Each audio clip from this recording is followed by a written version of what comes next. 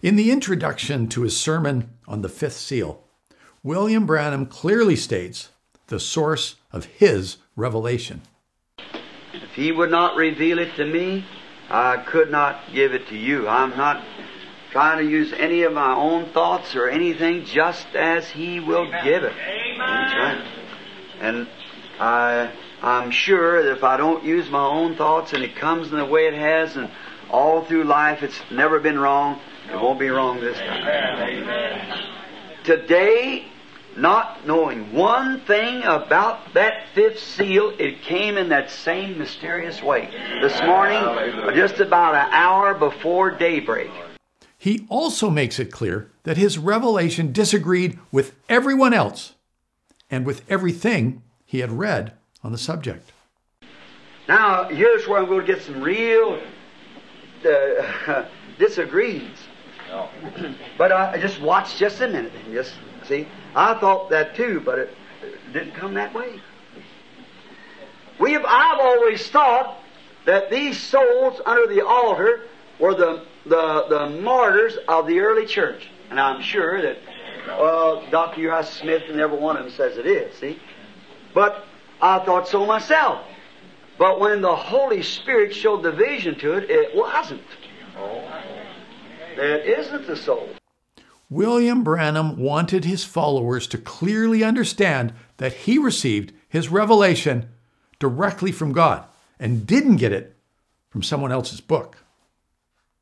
So what was the revelation that came to William Branham? Cannot be them souls, because the souls of the righteous martyred and the righteous people, the church, the bride, has done been tuck up.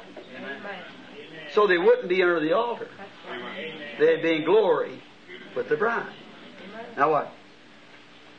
For they are gone in the rapture in the 4th chapter of Revelations. It was taken up. Now, who are these souls?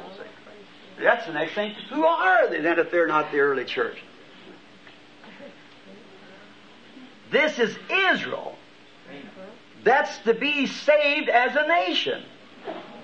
All them that are predestinated. That's Israel. That's Israel itself. It is interesting that William Branham states that he looked at all of his books and none of them had his understanding. We have seen that William Branham had Clarence Larkin's books. Let's take a look at what Clarence Larkin had to say. The removal of the church at the end of the 3rd chapter opens the way for God to renew his dealings with Israel and take up the broken thread of Jewish history. The fact that their souls were under the sacrificial altar is proof that they had been offered as a sacrifice. That is, that they were martyrs, but they were not the martyrs of the Christian church. These martyrs, whose souls are seen, are mainly Jews. This is still more likely when we consider that the gospel of the kingdom is to be preached to the nations, and Israel has never been numbered among the nations. William Branham and Clarence Larkin have an identical interpretation of who the souls under the altar were. They both say that those are the souls of Jewish martyrs waiting for their brethren and fellow servants, also Jews, to be killed during the tribulation.